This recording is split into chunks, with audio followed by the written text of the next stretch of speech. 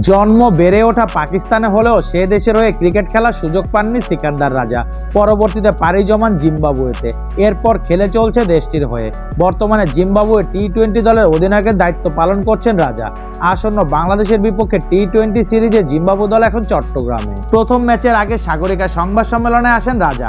সেখানে বাংলাদেশকে নিয়ে নিজের মুগ্ধতার কথা জানিয়ে রাজা বলেছিলেন, আমি বাংলাদেশে প্রায় আসি, জানি না ভবিষ্যতে কি হবে।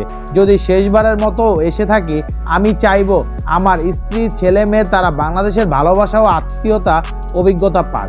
রাজা আরও বলেন, জানি না আবারও বাংলাদেশে আসবো কিনা।